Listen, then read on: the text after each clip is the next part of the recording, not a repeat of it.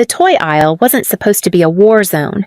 My son Levi was 5, small, sweet, and quiet, with those big brown eyes that always asked for permission even before he touched something. We'd just finished grabbing groceries with my parents, who insisted on tagging along that day like they always did when they wanted to supervise my spending. Levi saw a small red fire truck on the shelf. Plastic, $4.99. Nothing flashy, just a kid's version of happiness. "Mommy," he whispered, holding it up with both hands. "Can I?" I smiled, brushing his soft curls off his forehead. "Of course, baby. You've been so good today." Please subscribe to our channel and tell us in comments from where are you watching this video. I didn't even realize my father was watching until I felt the cart slam into my hip. "What the hell do you think you're doing?" he snapped loud enough to turn heads. I froze. Levi flinched and stepped back like he'd done something wrong. "It's a $5 toy, Dad." $5 too much for that worthless thing, he shouted, yanking the toy from Levi's hands and hurling it down the aisle. "We came here for essentials, not to waste money on that." That, as if my son didn't have a name. As if he wasn't human. Levi looked down at the floor, lip trembling. My mom stepped in next, voice sugary and cruel. "Maybe if you stopped acting like your son mattered, you wouldn't still be leeching off of us." "I paid for the groceries," I said through my teeth. "I just let you use my card." My mom raised her hand and slapped me so hard across the face that the sound echoed down the frozen foods aisle. Levi screamed.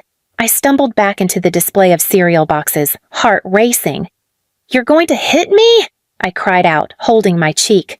My skin was burning. I could feel eyes on us, phones maybe, but no one stepped in. No one ever did. My dad grabbed my wrist. "You don't get to talk back when we're trying to fix your disgusting behavior. You were nothing when we raised you. You're still nothing.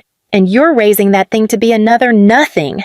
"He's your grandson," I shouted, pulling away. "Not anymore," Mom hissed.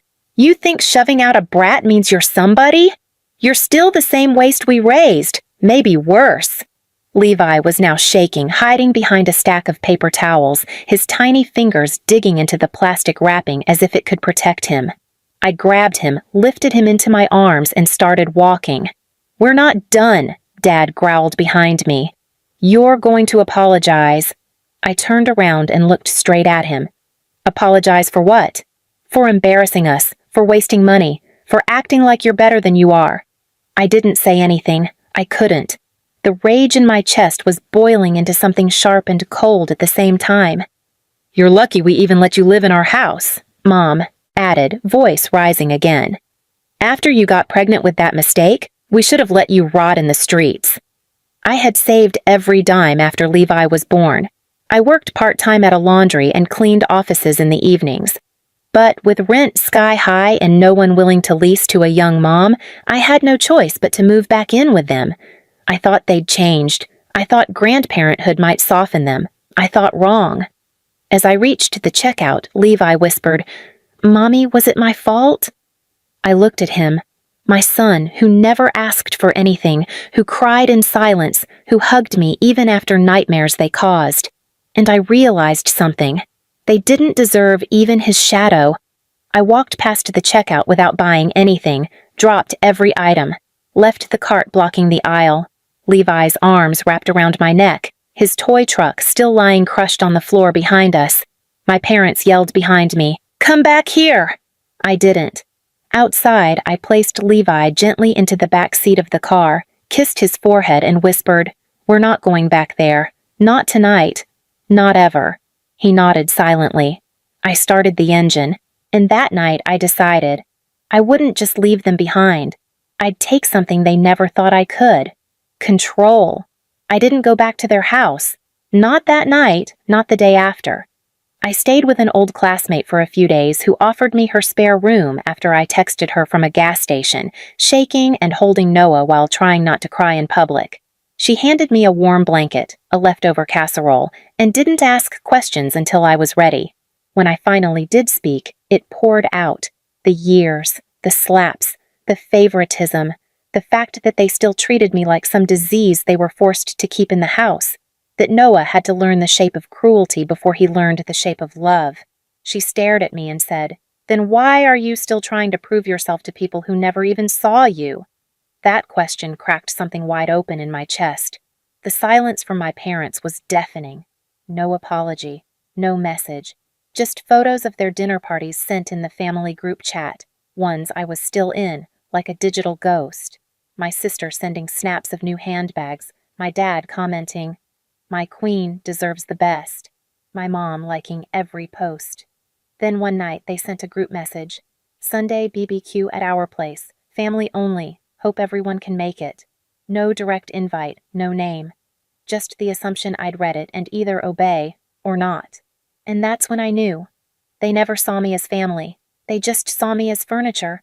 They moved around when convenient. I stared at Noah, sleeping with his toy truck, the very toy they thought made him worthless. And something in me hardened. I didn't respond to the invite. I didn't block them either. I needed them to think I was still obedient, still hoping for a crumb of love. But I had already started a plan. It started with a job. My friend's uncle owned a local delivery warehouse.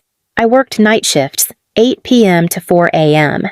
I barely slept, barely stood, but I kept showing up. I used their judgment like fuel. I pictured my mom's sneer every time she said, "You'll never survive without us." I pictured her disappointment when I would prove her wrong. Months passed. I got promoted. Then again, Noah started a new daycare. He made a friend named Tyler. One day he came home and said, "Tyler's grandma hugs him before nap time. She says he's brave." That made me cry in the kitchen, alone, because my parents never once told me I was brave. And then it happened. My dad showed up at my apartment building. I saw him through the peephole, sunglasses on, arms crossed, standing like he owned the pavement. I didn't open the door. He slid a note under it. "We heard you've been working. We're proud of you. Maybe you're finally becoming useful. Come over. Your sister's engagement is next month. We need extra hands." Extra hands. Not a daughter. Not family. Not "we miss you." Just labor. Again. That was the moment I decided I wouldn't just walk away. I'd make them remember the weight of every hit, every word, every humiliation at a supermarket aisle. Not with violence. Not with flowers, not with photos, but with something they'd never expect. I waited, I watched, and I learned. Everything they valued was built on appearances, status, what others thought, who smiled wider, who wore better shoes, who had a daughter who obeyed, a son who obeyed. So I became what they feared most, someone they couldn't predict. By the time the engagement weekend came, I was already positioned. I had watched, waited, and I wasn't empty-handed anymore. The day of my sister's engagement felt like a test I'd already passed. The town's event hall was rented, the tables lined with pink roses, champagne bubbling in glasses that I wasn't invited to drink from. Still, I came. Not as a guest, not as family, as staff. I'd taken a short-term catering contract through the same warehouse network. When I walked in through the side door, my father's jaw locked instantly. "What are you doing here?" he hissed.